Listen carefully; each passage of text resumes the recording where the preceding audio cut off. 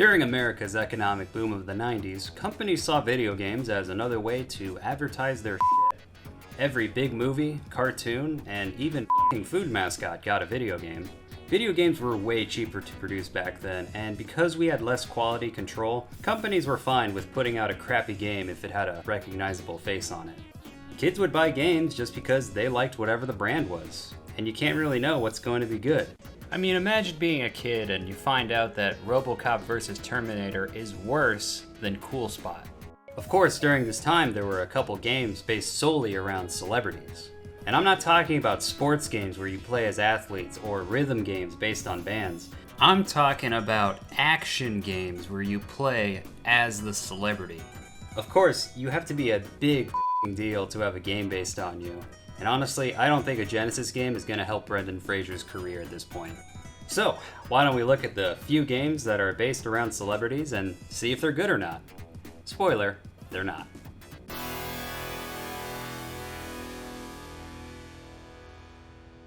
In the 80s and 90s, nobody was bigger than Michael Jackson. So of course he has a video game. 1990's Moonwalker was a killer app for the Genesis, and remember, this was before Sonic or the Super Nintendo came out. Having Michael Jackson's game was a big help for the Genesis early on. For the time, the graphics were great, and the soundtrack was incredible. The game, however, is pretty boring. It's a 2D platformer where you have to search around a level trying to rescue kids. Great thing about this game is that none of it has aged badly. You press up to check doors and windows, so you're going to spend the level looking at every single door you pass. This quickly becomes tedious as you have to go through every door on every floor just so you don't miss anything. For attacks, you have a slow punch and kick that shoot glitter. You can hold the C button to charge a spin, which takes away your health. Charge for a little bit and you'll throw your hat. Charge it halfway and you can kill all the enemies on screen with a dance number.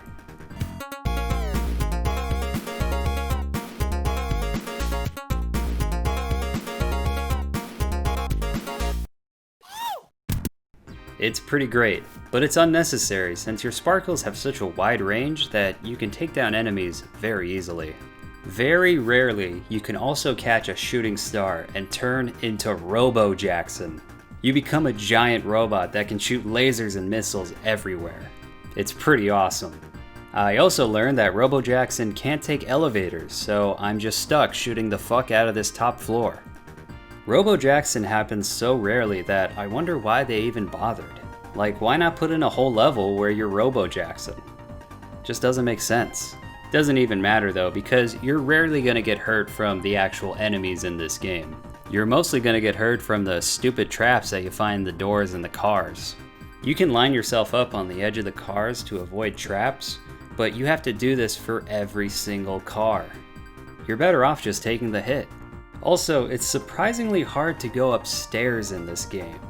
You need to be right at the base and press diagonal up, which sounds easy, but it's gonna take you a few tries to get up the stairs. Just like Michael. If you were a fan of Michael Jackson and had a Genesis in 1990, this game would be great. But by today's standards, it hasn't held up well. The graphics and music are good, but the gameplay is way too repetitive. Play it once for the novelty, and then don't bother. Next we have Revolution X, a rail shooter based around the band Aerosmith. Revolution X! Woo! It was originally an arcade game where you used a machine gun to save the band from a totalitarian regime. If you're watching this, then they've taken over. It's up to you now. This is a strange game. Instead of doing something like a rhythm game or a platformer where you have to get the band to the show, they decided on a rail shooter. I'm guessing that Revolution X was made using the assets from the Terminator 2 arcade game, since they were both made by Midway and seem to have the same arcade cabinet. While the arcade version looks fun, the Genesis version is very bad. You have to move the reticle with the D-pad, and it's way too slow for how many enemies appear. It's also not clear when you get hit, and there's no way to dodge, so you just keep shooting and keep taking hits. Your main weapon is a machine gun, but you can fire CDs at your enemies, which are slower but more powerful. Problem is that the CDs are so slow that it's really hard to hit moving enemies. You have to get the timing just right, and by that point you might as well just use the machine gun. I'm sure the arcade game was great, but this game is ridiculously hard and not very fun to play. You would need to memorize all the enemies' patterns if you would want to beat this game. Oh, and the soundtrack is just 20 seconds of Aerosmith songs that are looped over and over again. There are also branching paths which give the game some replayability, but no one would want to replay this game. Even if you're a fan of Aerosmith, don't play the Genesis version of this game.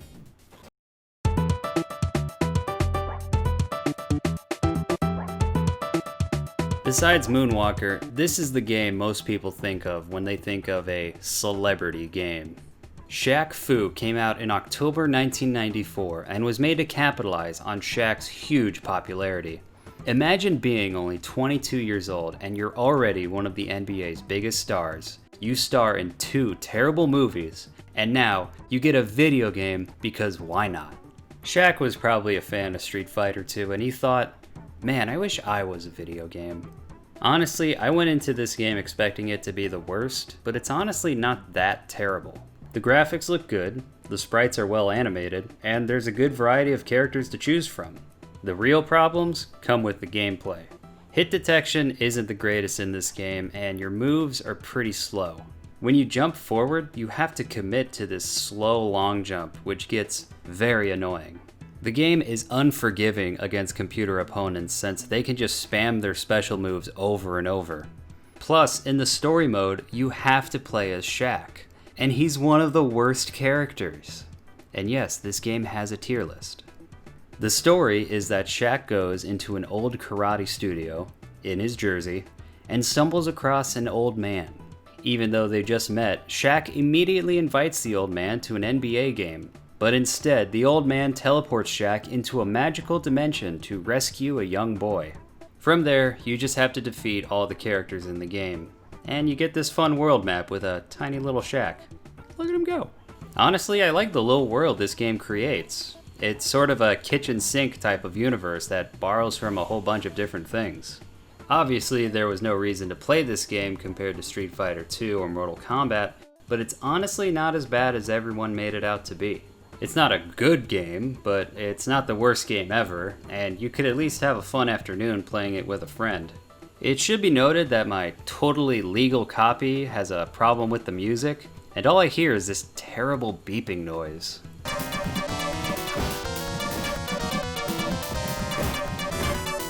Something must be wrong with my Genesis. For 20 years, we thought we were done with Shaq Fu, and Shaq would go back to lending his name to literally anything. But then, it happened. Legend Reborn. In 2014, Shaquille O'Neal teamed up with Big D's Productions to create Shaq Fu, a Legend Reborn. Despite Shaq being worth $400 million, the team decided to go to Indiegogo with a $450,000 pledge goal. Let me tell you, these backer rewards are something else. For $20, you can enter an international tournament in LA where you will face off against Shaq for a prize of $25,000. What's the tournament? Does Shaq keep the money if you lose? How come only 18 people got this? I don't know, and there's no evidence of this tournament ever happening, so they could have just canceled it. For $25, you get the game and all future DLC, which is a $200 value. Wow, a $200 value? That almost sounds like a lie. For $35, you get a limited edition character, which I guess isn't part of the $200 worth of DLC. For $55, you get the game, soundtrack, t-shirt, and all future DLC. And for only $45 more, you can get a poster. The game passed its goal by only a little bit and then went into development for 4 years. 4 years for a joke game that was just a beat 'em up. And look, I love beat 'em ups, but even I can admit that they are a dated genre of video games. You need really good graphics, good combat, and multiple characters for a beat 'em up to stand out today. Shaq Fu 2 has none of this. It's ugly, the combat is boring, there's one character, and the writing is f***ing terrible. It's time you knew my secret. I seen your browser history. Some things are better left unsaid. Haven't you seen Avenger or Ghostbuster? Somebody want to take over Earth, okay? Now let's move it! Why do you keep running off when the bad guys show up? We didn't raise enough money on Indiegogo for my combat animations. Imagine supporting this game for $100 and then hearing that. The bosses are all supposed to be parodies of celebrities, but it's not clear who they're making fun of. Is this guy supposed to be Kanye West or someone else? I thought this guy was supposed to be Trump, but apparently it's some NBA manager? Doesn't matter because all the bosses suck anyway. The bosses transform in the cutscene, then their shitty model just appears. And then it's zoomed out so much you can't even tell what the boss looks like. It's clear that the camera is zoomed out so much to hide how bad the graphics are.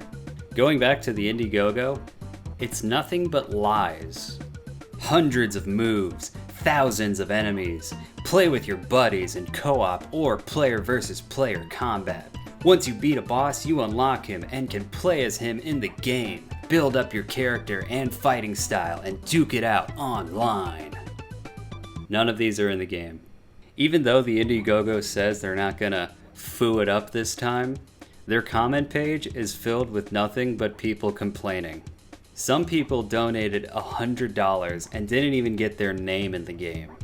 I guess all the money went to the barely animated cutscenes. However, in 2018, Big D's Productions announced DLC for the game called Shaq Fu, The Adventures of Dirty Barry.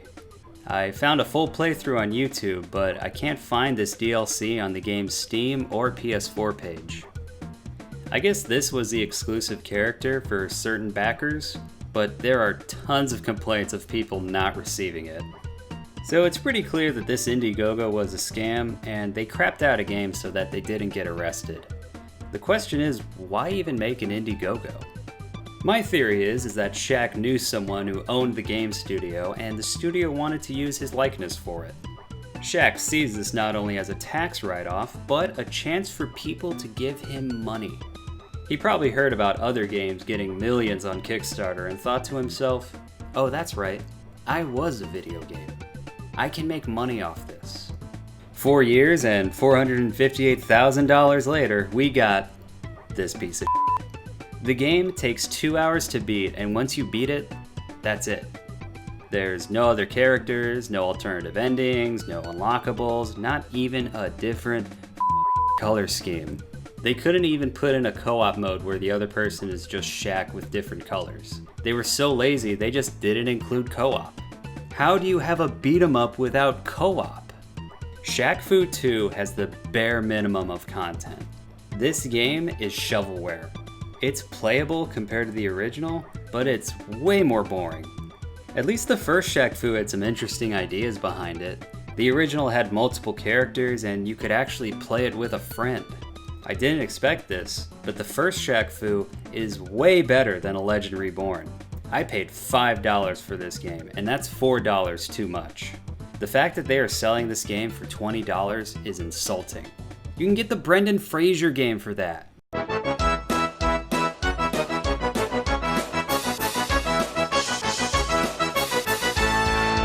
Hey!